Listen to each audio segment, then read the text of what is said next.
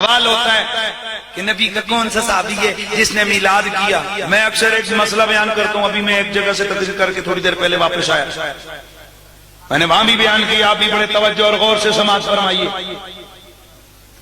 چاول پڑے ہوں آپ کے سامنے، ان کے اندر وہ ہوتے ہیں نا چھلکے والے چاول، اپنی زبان میں ان کو کیا کہتے ہو؟ بانڈ کہتے ہو نا، بولو بانڈ۔ تو چاول صاف کرنے کے دو طریقے ہوتے ہیں، یا تو بیچ میں سے وانڈ نکال دو تو چاول صاف، یا صاف کرنی کرو تو پیچھے وانڈ رہ جاون۔ ہن دسو تسی کیڑے طریقے اختیار کرتے ہو؟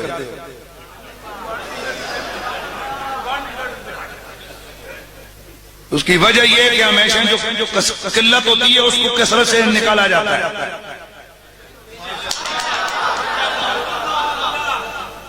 یہ سوال کرنا کہ بتاؤ نبی کا کون سا صحابی ہے جس نے میلاد کیا؟ ارے بھائی 1.25 لاکھ صحابی ہیں، ہم کتنوں کا نام لیں؟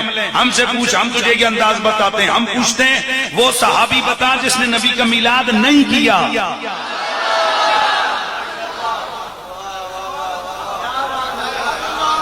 یہ تو سوال ہی بڑا پٹھا ہے، بندہ کہہ رہے جناب 10 من چاول وہ بچوں وانڈ اٹھائی رہے ہیں تو بچوں کڈو کیڑا کٹے گا؟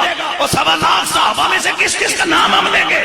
ہم تو یہ کہتے ہیں وہ صحابی بتا جس نے میرے مصطفیٰ کی عظمتوں کے قصیدے نہیں پڑھے۔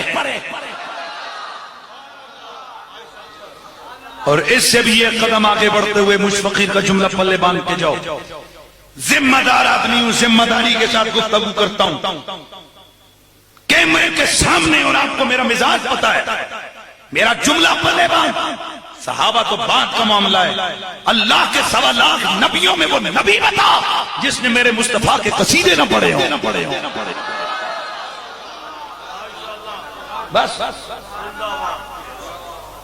تو جناب والا جہاں اور نبی انبیاء کے طریقوں پہ چلو بھائیو، اگر اور انبیاء کے طریقے تمہیں یاد ہیں تو نبیوں کے امام کے قصیدے جو نبی پڑھتے رہے، یہ جو ہم کر رہے ہیں یہ بھی نبیوں کا طریقہ، تو کوئی الگ سے کام نہیں ہے، کس کا طریقہ ہے؟ اچھا بتاؤ، کیا اللہ کے نبی نے، کیا نبیوں نے اس طرح چڑیاں سجائیں؟ کیا نبیوں نے اس طرح؟ بھائی میرے بات بنیادی معاملے کی ہوتی ہے، یہ تو زمانہ گزرے گا۔ پہلے زمانے میں یہ ساؤنڈ سسٹم نہیں ہوتا تھا، ویسے ہی ہوتا تھا، حالات بدلے، اب ساؤنڈ سسٹم آ گیا۔ پہلے زمانے میں یہ چڑیاں ہوتی نہیں تھیں، ہوم بھی تو کاغذ واغذ والی، یہ جیسے جدید دور آ گیا، یہ ہو گیا۔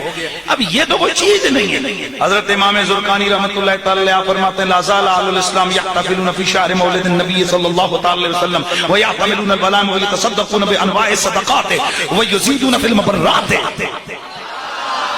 آپ فرماتے ہیں ہاں ہمیشہ سے مومنوں مسلمانوں کا یہ طریقہ چلا آ رہا ہے کہ وہ رسول اللہ کی ولادت با سعادت کی خوشیوں میں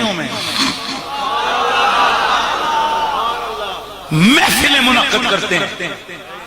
وَيَعْتَمِلُونَ الْوَلَائِمَ، وہ اتنے خوش ہوتے ہیں جس طرح اپنے بچے کا ولیمہ کرتے ہیں، اس طرح رسول اللہ کی ولادت کی خوشی میں کھانے پکا پکا کے تقسیم کرتے ہیں۔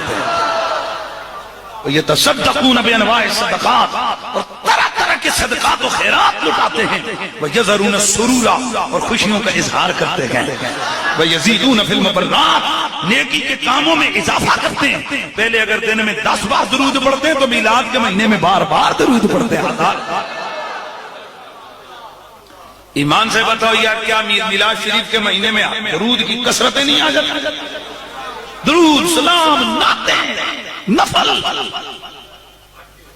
اور اگلا جملہ جو حضرت محدث دہلوی نے بھی لکھا ہے ماسوات السنہ میں، حضرت امام زرقانی نے بھی لکھا ہے، وہ آپ کو تڑپا کے رکھ دے گا۔ آپ فرماتے ہیں رحم اللہ امرن اتخذ اللیالی شہر المولد المبارک آیادا، اللہ ان لوگوں پہ اپنا کرم کی برکھا نازل فرمائے جو رسول کے میلاد کی 30 راتوں کو عید کر کے مناتے ہیں۔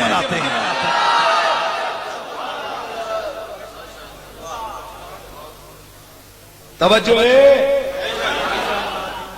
ہم سے تو سوال ہوتا ہے یہ تیسری عید کدھر سے آئی؟ حضرت امام زرقانی فرماتے ہیں ایمان والے 3 عیداں منا دینے، ہر رات ان کے لیے عید کی رات۔ توجہ ہے کہ میرے جو جنہیں داڑھی کرے 3 عیداں تک دا ہے، کوئی ادھر، کوئی چکوال، کوئی لاہور، کوئی پشور، کو کراچی، کو کدھر کو کدھر۔ یہ خوشی ہے. یہ اب ہم پنگڑے ڈال کے خوشی کریں وہ ناجائز طریقہ ہے. یہ جائز طریقہ ہے, یہ محمود طریقہ ہے, یہ محبوب طریقہ ہے, یہ مستحسن طریقہ ہے. یہ ایسا طریقہ ہے جس سے رب بھی خوش ہوتا ہے اور اس کا محبوب بھی خوش ہوتا ہے. دیکھیے ہم جیسے جیسے ہمیں خوشی ہوتی ہے ہماری زبانوں پہ آتا ہے سبحان اللہ. یہ خوشی. اور اگلا جملہ خدا کی قسم آپ کو تڑپا کے رکھے گا. آپ فرماتے ہیں لِيَكُونَ أَشَدَّ عِلَّةٍ عَلَى مَنْ فِي قَلْبِهِ مَرَضٌ. فرماتے ہیں مسلمان مومن حضور کے غلام تو ربیع الاول کی 30 راتوں کو عید کر کے مناتے ہیں, لیکن جس کے اندر بیماری ہوتی ہے یہ عید منانا اس کی بیماری کو بڑھا دیتا ہے. اور میں اکثر ایک جملہ کہا کرتا ہوں, آپ کو بھی ہر جگہ میں کہا کرتا ہوں, ان باتوں میں مت پڑا کریں کون کیا کہتا ہے. مجھے ایک دن ایک میرا شاگرد آیا, استاد جی آج فلاں نے یہ کہا. میں نے کہا میرے سامنے بات نہ کر. میں اس دن ایک جلسے میں کیا میں نے وہاں ایک مثال دی, آپ کو بھی دے دیتا ہوں. میں نے کہا بھائی اگر بندہ ٹی بی کا مریض ہو, بندہ کہے راتی کھنگیا کیوں ہے, او بھائی ٹی بی کا مریض انہیں کھنگنا ہے, لت بجی ہوئے کسے دی ہو دل پلسٹر ہویا ہوئے اس پاسا پرتنے تو آئے آئے کرنے ان بندہ آکے کیوں پٹیا ہے, یہ کیوں ہاں کیتی سوئے یار دی لت بچی ہے. اسے طرح آکر میلاد دے والے نال کوئی پٹے تے پریشان نہ ہویا کر, اندر بیماری ود سی تے موچ وباب تے نکل سی نا. لیکن یاد رکھنا ہے نہ کسی مسئلہ کو ٹارگٹ کر رہا ہوں, نہ کسی بندے کو, نہ کسی شخصیت کو.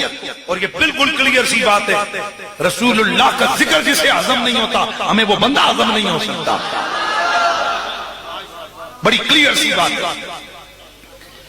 اس لیے تھانوی صاحب یہ دوسرے بزرگ ہیں دوسرے مسلک کے, وہ لکھتے ہیں اپنی کتاب, 2 کتابوں میں انہوں نے لکھا اور بڑے پیار کے ساتھ آپ نے یہ جملہ سننا ہے. آپ فرماتے ہیں, دھیان میری طرف رکھنا ہے, آپ فرماتے ہیں دیکھو یار ہم حوالہ بھی کتنے سلجھ کے لکھتے ہیں. تھانوی صاحب لکھتے ہیں کہ وہ بندہ مسلمان ہی نہیں ہے جس کو رسول اللہ کی آمد کی خوشیاں نہ ہوں. اور یہ انہوں نے ہی نہیں لکھا, امام جلال الدین سیوطی نے اپنی 3 کتابوں میں لکھا, ملا علی قاری نے لکھا. وہ فرماتے ہیں کہ رسول اللہ کی ولادت کی خوشی یہ ایمان کی دلیل ہے. بہرحال کوئی ایسے لوگ ہوتے ہیں جو خوشی اندر ہی اندر رکھ کے پھر رہے ہوتے ہیں. ہم تھوڑے بے صبرے سے لوگ ہیں, ہم اندر چھپا کے برداشت نہیں کر سکتے, ہم اندر خوشی آتی ہے ہم ظاہر کر دیتے ہیں. بھائی میں سے علاوہ اور کیا کہوں گا,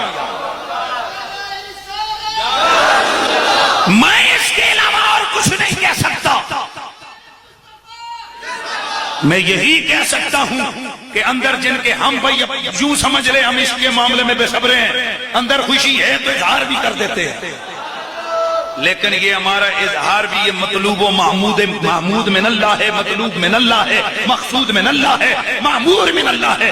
جیسے حضرت نے پڑھا آیت پڑھی, اللہ خود فرماتا ہے جب میرا فضل تم پہ ہو نا اندر ہی نہ رہے فالیہ فراخ, اس کی جھلک نظر آنے چاہیے. تو پھر مجھے ذرا کہنا ہے آپ سادوں نو جانو جان